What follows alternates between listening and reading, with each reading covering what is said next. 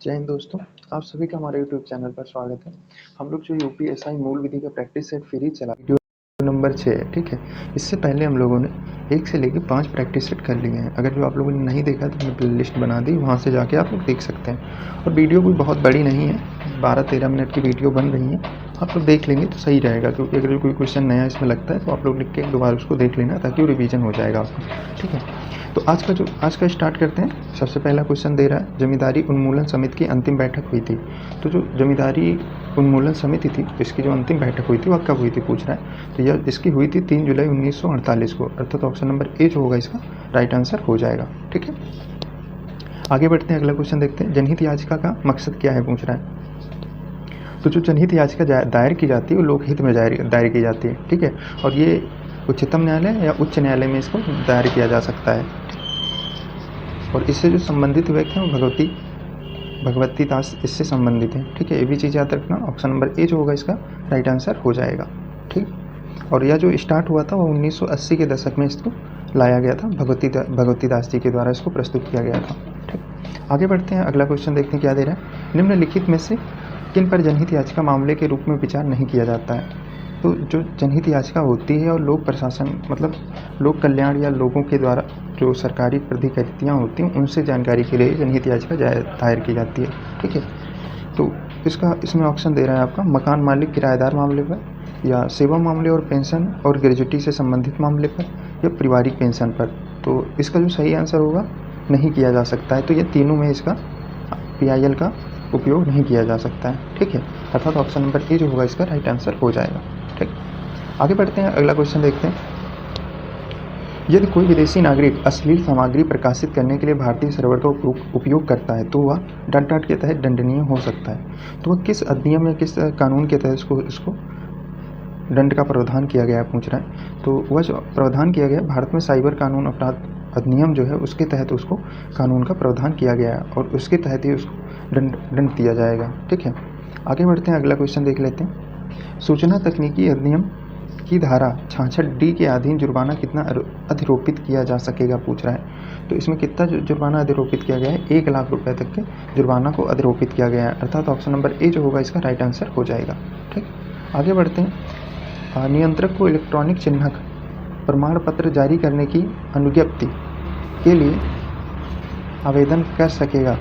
तो देखो, नियंत्रक को इलेक्ट्रॉनिक चिन्हक प्रमाण पत्र जारी करने की अनुज्ञप्ति के लिए आवेदन कर सकेगा। तो यह जो आवेदन होगा यह किसको करेगा पूछ रहा है, ठीक है। आवेदन कर सकेगा तो कौन कर सकेगा पूछ रहा है। तो यह कोई भी व्यक्ति जो है वह आवेदन कर सकता है, अर्थात ऑप्शन नंबर डी जो होगा इसका राइट आंसर हो जाएगा, ठीक है। सूचना प्रौद्योगिकी अधिनियम 2008 लागू किया गया था। तो इसको कब लागू किया गया था पूछ रहा है। तो इसको लागू किया गया था 17 अक्टूबर 2009 को लागू किया था, अर्थात ऑप्शन नंबर सी जो होगा इसका राइट आंसर हो जाएगा, ठीक है। आगे बढ़ते हैं। इस कानून को जनतांत्रिक शासन प्रणाली की प्रतिकूल माना जाता है पूछ रहा है, ठीक है। तो प्रतिकूल किसको माना जाता है इसमें। तो निवारक निरोध कानून जो है उसको जनतांत्रिक शासन प्रणाली के प्रतिकूल माना जाता है, अर्थात ऑप्शन नंबर ए जो होगा इसका राइट आंसर हो जाएगा, ठीक है। आगे बढ़ते हैं। राष्ट्रीय सुरक्षा अधिनियम 1980 में कुल कितनी धाराएं हैं पूछ रहा है। तो इसमें जो टोटल धाराएं हैं वो आपकी 18 धाराएं हैं, अर्थात ऑप्शन नंबर ए जो होगा इसका राइट आंसर हो जाएगा, ठीक है। भ्रष्टाचार निवारण अधिनियम 1988 की धारा 21 के तहत आरोपी व्यक्ति को अनुमति है, तो उसको कौन सी अनुमति दी गई है पूछ रहा है।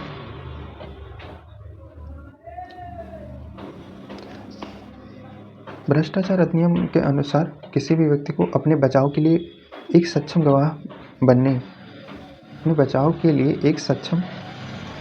गवाह बनने का अधिकार है। मतलब वो अपने आप वो खुद भी इसमें गवाह बन सकता है। ऑप्शन नंबर ए जो है इसका सही आंसर हो जाएगा, ठीक है। लोक सेवक से अभिप्रेत है कोई व्यक्ति जो सरकार की सेवा या उसके वेतन पर है। लोक सेवक से अभिप्रेत है, तो लोक सेवक से क्या अभिप्राय पूछ रहे हैं। तो इसमें दे रहा है कोई व्यक्ति जो सरकार की सेवा या उसके वेतन पर है या किसी लोक कर्तव्य के पालन के लिए सरकार से फीस या कमीशन के रूप में पारिश्रमिक पाता है, ठीक है। ऑप्शन ए जो है ये भी सही है आपका। और दूसरा क्या दे रहा है, कोई व्यक्ति जो किसी लोक प्राधिकरण की सेवा या उसके वेतन पर है, ये भी सही हो जाएगा इसका, ठीक है। और सी पॉइंट में क्या दे रहा है, कोई व्यक्ति जब किसी ऐसे पद को धारण करता है जिसके आधार पर वह किसी लोक कर्तव्य का पालन करने के लिए प्रतिकृत या अपेक्षित है, तो ये भी सही है, अर्थात ऑप्शन नंबर डी जो होगा इसके राइट आंसर हो जाएगा। ठीक है, आगे बढ़ते हैं, अगला क्वेश्चन देख लेते हैं क्या दे रहा है। आयकर कानून के तहत एक निवासी व्यक्ति को पूरे वर्ष के दौरान भारत में निवास और आमतौर पर निवासी तब माना जाएगा अगर वह निम्नलिखित में से किसी एक प्राधिकृत शर्तों को पूरा करता हो। आयकर कानून के तहत एक निवासी व्यक्ति आमतौर पर पूरे वर्ष के दौरान भारत में निवासी और आमतौर पर निवासी तब माना जाएगा अगर जो शर्तें जो पूरी करता है, तो वो कौन सी शर्तें जो पूरी करता है जिसके तहत उसको एक निवासी व्यक्ति के रूप में उसको माना जाएगा। ठीक है, तो देखो पहला शर्त क्या दे रहा है इन्होंने, वह संबद्ध वर्ष से तत्काल से पहले 10 वर्षों में कम से कम 2 वर्ष के लिए भारत में निवासी हो। ठीक है, दूसरा पॉइंट क्या दे रहा है, संबद्ध वर्ष से तत्काल से पहले 7 वर्ष के दौरान भारत में उसका प्रवास 730 दिन या उससे अधिक के लिए हो। ठीक, तो ये दोनों शर्तें पूरी करता हो। ठीक है, तो इसका ऑप्शन नंबर ए जो है इसका राइट आंसर हो जाएगा, अर्थात पी और क्यू दोनों इसके सही आंसर माने जाएंगे। ठीक है, आगे बढ़ते हैं। भारतीय न्याय संहिता 2023 में दहेज मृत्यु को परिभाषित किया गया है, तो इसको किस धारा के तहत परिभाषित किया गया है, तो धारा 80 के तहत इसको परिभाषित किया गया। ऑप्शन नंबर ए जो होगा इसका राइट आंसर हो जाएगा। ठीक, आगे बढ़ते हैं, अगला क्वेश्चन देखते हैं। केंद्रीय सूचना आयोग द्वारा लगाया गया जुर्माना डाट तक बढ़ सकता है, तो कितना बढ़ सकता है पूछ रहा है, तो यह 25,000 रुपये तक का बढ़ सकता है, अर्थात ऑप्शन नंबर सी जो होगा इसका राइट आंसर हो जाएगा। ठीक है, चलो आगे बढ़ते हैं, अगला क्वेश्चन देखते हैं। लोक सूचना अधिकारी सूचना मांगे जाने पर सूचना अधिकार अधिनियम 2005 की किस धारा के अधीन विहित कारणों के आधार पर माना जा सकेगा, तो यह किन कारणों के अधिकार से मांगा जा सकता है। ठीक, एक मिनट रुकना, हम गलत समझ रहे हैं। लोक सूचना अधिकारी सूचना मांगे जाने पर सूचना अधिकार अधिनियम 2005 की किस धारा के अधीन विहित कारणों के आधार पर मना कर सकेगा। ठीक है, तो इसका जो सही आंसर हो जाएगा वह हो जाएगा आपका धारा 8 तथा 9 के तहत वह मना कर सकता है, अर्थात ऑप्शन नंबर सी जो होगा इसका राइट आंसर हो जाएगा।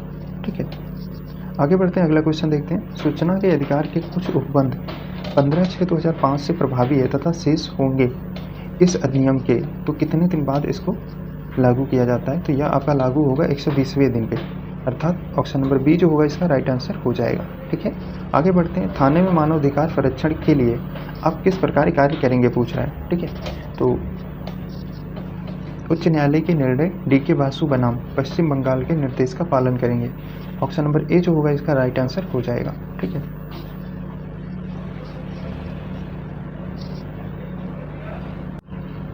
आगे बढ़ते हैं, अगला क्वेश्चन देखते हैं। राष्ट्रीय मानवाधिकार संरक्षण अधिनियम के अंतर्गत केंद्र सरकार की नियम बनाने की शक्ति वर्णित है, तो यह किस धारा के तहत इसका नियम का वर्णन किया गया है पूछ रहा है, तो यह धारा 40 के तहत इसका वर्णन किया गया, अर्थात ऑप्शन नंबर सी जो होगा इसका राइट आंसर हो जाएगा। ठीक है, आगे बढ़ते हैं, अगला क्वेश्चन देख लेते हैं क्या दे रहा है। राष्ट्रीय मानवाधिकार आयोग के किसी मामले पर विचार कब करेगा, तो राष्ट्रीय मानवाधिकार आयोग किसी मामले पर विचार कब करेगा, तो देखो इसमें से कौन सा जो प्रावधान, जब मामला पीड़ित की ओर से लाया जाए। ठीक है, सही है, स्वप्रेरणा पर हो। ठीक है, पीड़ित की ओर से किसी व्यक्ति द्वारा या लाया जाए, तो ये भी सही है, अर्थात उपयुक्त सभी के आधार पर राष्ट्रीय मानवाधिकार किसी मामले को विचार करेगा। ठीक है, ऑप्शन नंबर डी जो होगा इसका राइट आंसर हो जाएगा। ठीक, आगे बढ़ते हैं, अगला क्वेश्चन देखते हैं। मानव अधिकार संरक्षण अधिनियम 1993 के उद्देश्यों में निम्न में से कौन नहीं है पूछ रहा है। ठीक है, तो मानवाधिकार के अतिक्रमण करने के लिए दंड प्रदानित करने हेतु इसका प्रावधान नहीं है। ठीक है, ऑप्शन नंबर डी जो होगा इसका राइट आंसर हो जाएगा। ठीक है, भारतीय न्याय संहिता 2023 में सदोष औराद को परिभाषित किया गया है, तो औराद को किस धारा के तहत परिभाषित किया गया है पूछ रहा है, तो यह जो किया गया धारा 126 के अनुसार इसको परिभाषित किया गया है। ठीक, आगे बढ़ते हैं, अगला क्वेश्चन देखते हैं। व्याघ्र संरक्षण प्राधिकरण का अध्यक्ष होता है, कौन होता है अध्यक्ष पूछ रहा है, तो इसके जो अध्यक्ष होते हैं पर्यावरण और वन मंत्रालय के भाराधाक मंत्री होते हैं, अर्थात ऑप्शन नंबर सी जो होगा इसका राइट आंसर हो जाएगा। ठीक, आगे बढ़ते हैं। वन्य जीव संरक्षण अधिनियम के अंतर्गत जानवर शब्द परिभाषित है, तो यह किस धारा के अंतर्गत इसको परिभाषित किया गया पूछ रहा है। तो इसका जो परिभाषित किया गया धारा 2 क्लोज 1 के तहत इसको परिभाषित किया गया है। आगे बढ़ते हैं, अगला क्वेश्चन देखते हैं। विश्व पर्यावरण दिवस कब मनाया जाता है? तो विश्व पर्यावरण दिवस 5 जून को मनाया जाता है। ठीक है, आगे बढ़ते हैं, अगला क्वेश्चन देखते हैं। उच्च न्यायालय के समक्ष विचारण की प्रक्रिया दी गई, तो यह किस धारा के तहत विचारण की प्रक्रिया दी जाती है? ठीक है, तो ऑप्शन नंबर डी जो होगा इसका राइट आंसर होगा 520। आगे बढ़ते हैं। पैदल यात्रियों को सड़क पार करने के लिए लाल बत्ती वाले चौराहे से थोड़ा पहले क्या बनाया जाता है? तो चौराहे से थोड़ा पहले जो है आपका जेब्रा क्रॉसिंग बनाया जाता है। ऑप्शन नंबर ए जो होगा इसका राइट आंसर हो जाएगा। ठीक है, चालक द्वारा ठहराव रेखा का अतिक्रमण करने पर मोटर गाड़ी अधिनियम 1988 के किस धारा के अधीन गाड़ी का चालन किया जाता है? पूछ रहे हैं, चालान किया जाता है, तो यह किस धारा के तहत किया जाता है? तो यह किया जाता है आपका धारा 113 क्लोज 3/117 के तहत इसका किया जाता है। ऑप्शन नंबर डी जो होगा इसका राइट आंसर हो जाएगा। ठीक है, आगे बढ़ते हैं, अगला क्वेश्चन देख लेते हैं क्या दे रहा है। मोटर वाहन अधिनियम में परिभाषाएं दी गई हैं, तो इसके तहत कौन सी परिभाषाएं दी गई हैं पूछ रहे हैं। तो ऑप्शन नंबर ए जो होगा इसका राइट आंसर हो जाएगा, अर्थात धारा 2 में इसका परिभाषा दी गई है। ठीक है, अनुसूचित जाति अनुसूचित जनजाति अधिनियम 1989 के संदर्भ में अनुसूचित जातियों जनजातियों की वही अर्थ है जो भारतीय संविधान के मतलब किस अनुच्छेद में इसका वर्णन किया गया है पूछ रहे हैं। तो इसका जो सही आंसर हो जाएगा ऑप्शन नंबर सी हो जाएगा, अर्थात अनुच्छेद 366 के खंड 24 और खंड 25 में इसका वर्णन किया गया है। ऑप्शन नंबर सी जो होगा इसका राइट आंसर हो जाएगा। ठीक है, किशोर न्याय अधिनियम 2015 की किस धारा में भीख मांगना परिभाषित किया गया है? तो भीख मांगना का जो परिभाषा दिया गया है वह धारा 2 क्लोज 8 में इसका मतलब परिभाषा का वर्णन किया गया है। ठीक है, आगे बढ़ते हैं, अगला क्वेश्चन देखते हैं। घरेलू हिंसा से महिला संरक्षण अधिनियम के अंतर्गत परिभाषा से संबंधित धारा है, तो किस धारा के अंतर्गत इसका परिभाषित किया गया है पूछ रहे हैं। तो इसका जो परिभाषा दी गई है वह धारा 2 के तहत, अर्थात ऑप्शन नंबर बी जो होगा इसका राइट आंसर हो जाएगा, किया गया है। ठीक है, धारा 482 दंड प्रक्रिया संहिता 1973 के अंतर्निहित शक्तियों का प्रयोग किसके द्वारा किया जा सकता है पूछ रहा है। ठीक, तो किया जा सकता है यह आपका उच्च न्यायालय के तहत इसका शक्तियों का प्रावधान किया जा सकता है। ऑप्शन नंबर ए जो होगा इसका राइट आंसर हो जाएगा। ठीक, आगे बढ़ते हैं। दंड प्रक्रिया संहिता 1973 की धारा ... के तहत सार्वजनिक उपद्रव हटाने के लिए, अगला क्वेश्चन देख रहे हैं हम लोग। दंड प्रक्रिया संहिता 1973 की धारा ... के तहत सार्वजनिक उपद्रव हटाने के लिए आदेश पारित करने का अधिकार मजिस्ट्रेट को प्राप्त है। वह किस धारा के तहत उनको यह अधिकार प्राप्त है? तो वह धारा 133 के तहत उनको प्राप्त किया मतलब दिया गया है। ठीक है, ऑप्शन नंबर डी जो होगा इसका राइट आंसर हो जाएगा। दंड प्रक्रिया संहिता की धारा 2C में निम्न में से क्या परिभाषित किया गया है पूछ रहा है। तो इसमें से क्या परिभाषित किया गया है? संज्ञेय अपराध। ऑप्शन नंबर सी जो होगा इसका राइट आंसर हो जाएगा। ठीक, आगे बढ़ते हैं। भारतीय दंड संहिता की किस धारा में दहेज मृत्यु का उपबंध है? तो वो किस धारा में इसका प्रावधान किया गया? तो धारा 304D में इसका प्रावधान किया गया। ऑप्शन नंबर ए जो होगा इसका राइट आंसर हो जाएगा। ठीक है, किस मामले में शरीर की प्राइवेट प्रतिरक्षा के अधिकार का विस्तार मृत्यु कारित करने तक होता है? तो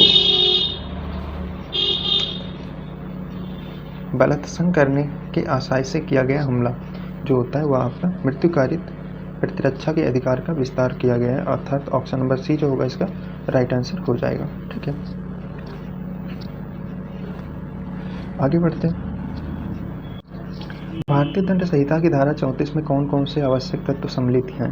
तो इसमें कौन कौन से आवश्यक तत्व को सम्मिलित किया गया है? तो एक आपराधिक कृत्य ये भी इसमें शामिल किया गया, एक से अधिक व्यक्तियों द्वारा किया गया हो। ठीक है, अपराध घटित होते समय सभी व्यक्तियों को शारीरिक उपस्थिति आवश्यक है। तो ये जो भारतीय दंड संहिता धारा 34 में आवश्यक तत्व तीनों शामिल किए गए हैं। ठीक है, अर्थात ऑप्शन नंबर डी जो होगा इसका राइट आंसर हो जाएगा। ठीक है, आगे बढ़ते हैं। भारतीय दंड संहिता वर्ष 1860 में लॉर्ड मैकले के द्वारा प्रतिरूपित संहिता का संशोधित संस्करण है, जिसमें से किन देशों की दंड संहिता उसी प्रारूप पर आधारित है पूछ रहा है। तो सिंगापुर, ब्रुनई या श्रीलंका। ठीक है, तो इसका जो सही आंसर हो जाएगा वह हो जाएगा आपका तीनों देश के जो समूह हैं आपके तीनों देश के इसमें शामिल हैं। ठीक है, भारतीय न्याय संहिता 2023 में हत्या के लिए दंड दिया गया है, तो किस धारा में इसका प्रावधान किया गया पूछ रहा है। तो इसका जो प्रावधान किया गया है धारा 103 में इसका प्रावधान किया गया, अर्थात ऑप्शन नंबर सी जो होगा इसका राइट आंसर हो जाएगा। ठीक, आगे बढ़ते हैं। भारतीय नागरिक सुरक्षा संहिता 2023 की धारा 2 क्लोज ए आई में परिभाषित है, तो उसमें क्या परिभाषा दी गई है पूछ रहा है। तो इसका जो सही आंसर हो जाएगा वह होगा अन्वेषण, अर्थात ऑप्शन नंबर ए जो है इसका